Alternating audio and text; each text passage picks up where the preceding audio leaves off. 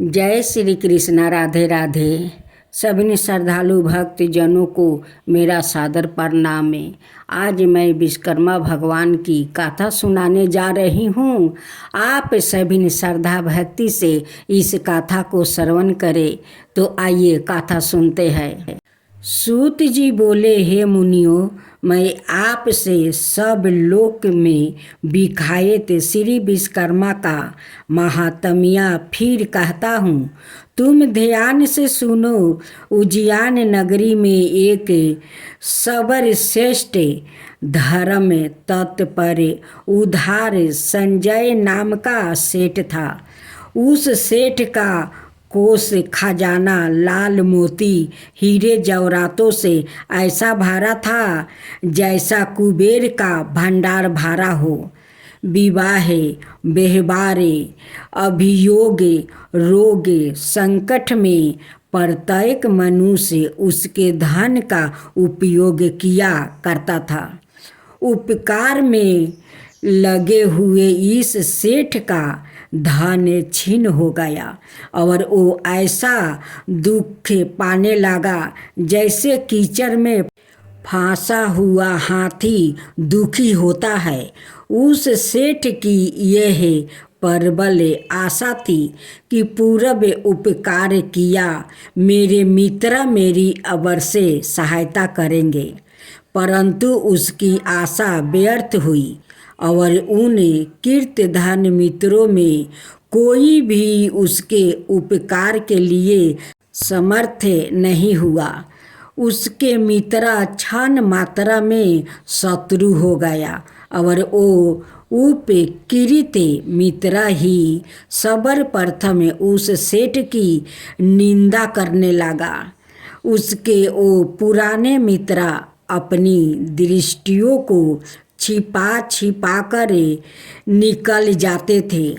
बात तो यहाँ है कि स्वार्थी मित्र विपत में साथ नहीं हुआ करते हैं। इस नीचे वृत्ति से उस संजय सेठ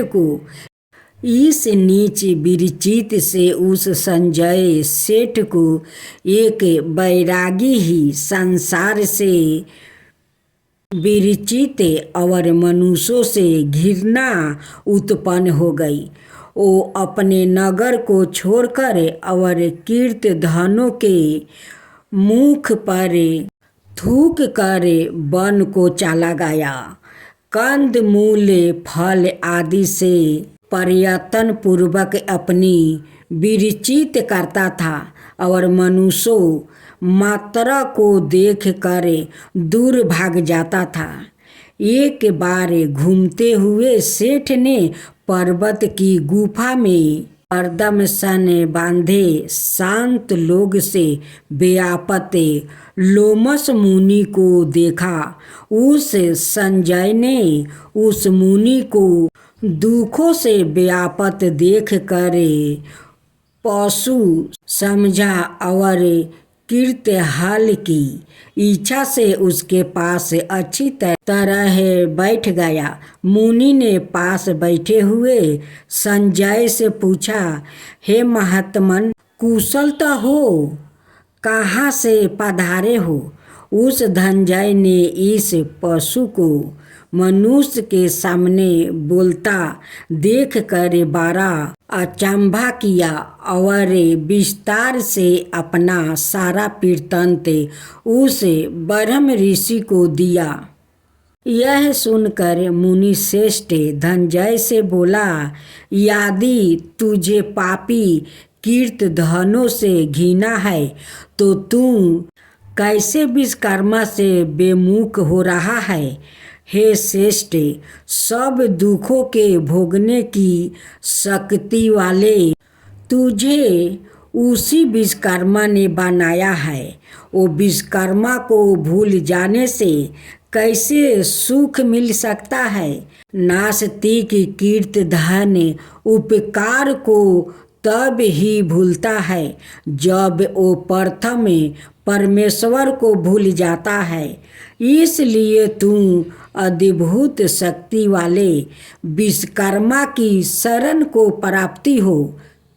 उधार मूल्य जगत के कारण उस विश्वकर्मा के नाना रूप है। कोई रूप दीर्घबाहु, कोई चतुर्बाहु और कोई 10 बाहु का है। इसी प्रकार एक मुख, चतुर्मुख और पंचमुख के रूप है।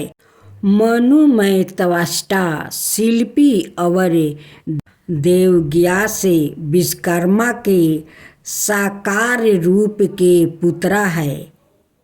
सेतु बंध के समय श्री रामचंद्र जी ने भी विश्वकर्मा का पूजन किया है।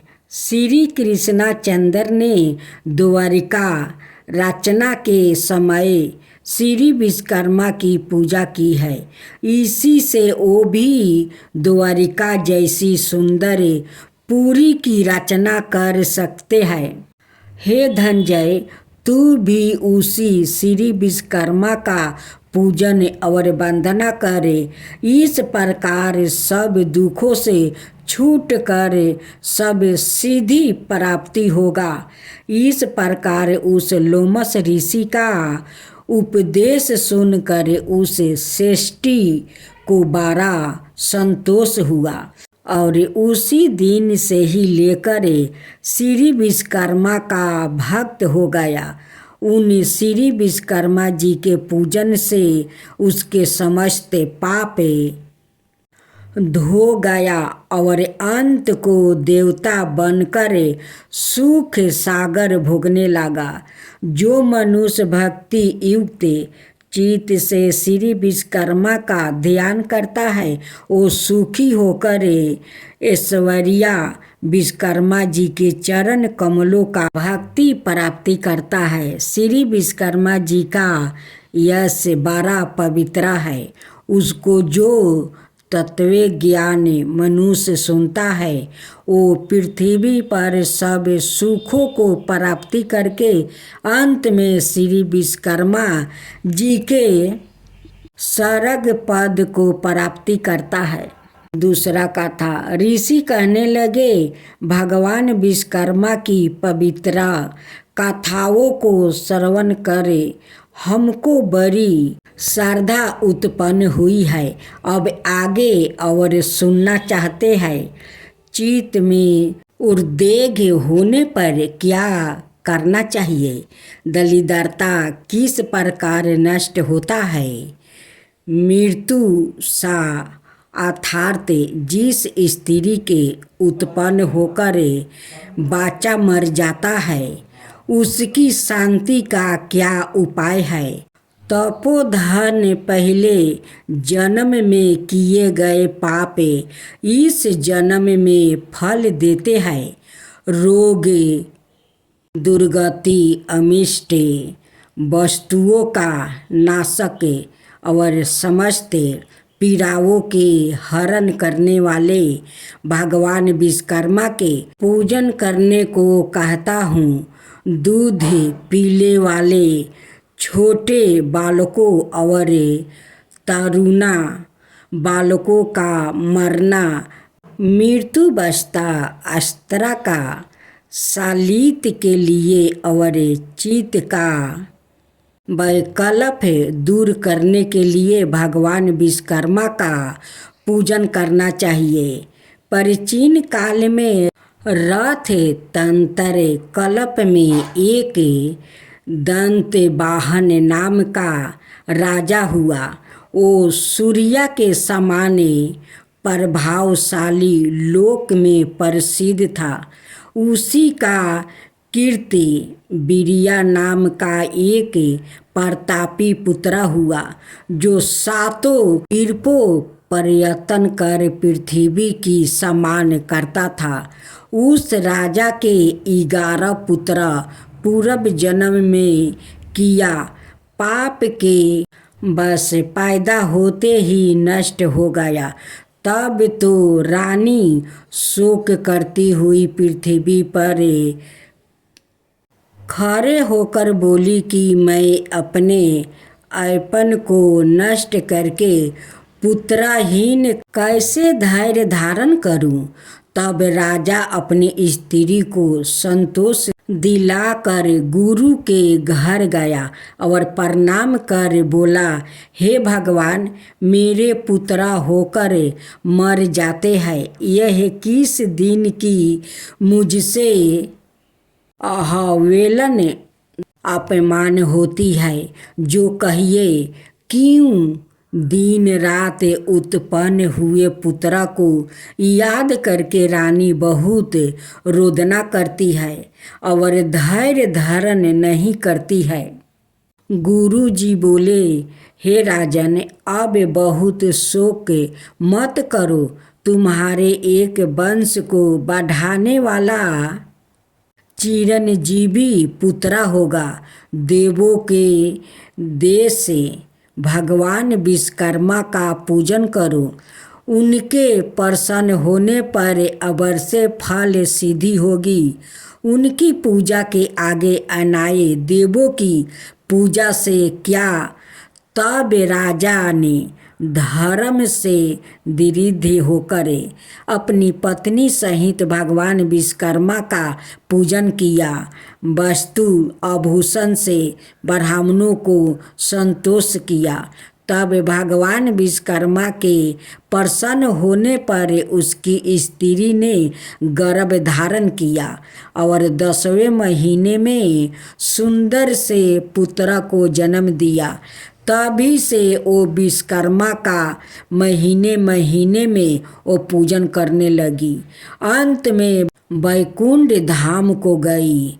मृत्युवस्था को शक्ति के लिए चित्त का भ्रमण होने पर विश्वकर्मा प्रभु का प्रार्थना करना चाहिए। ऐसा करने से मनुष्य की इच्छाओं पूर्ण होती है, दरिद्रता का नाश होता है, पीड़ा और दुख सपना का भय नहीं होता। विश्वकर्मा जी की आरती।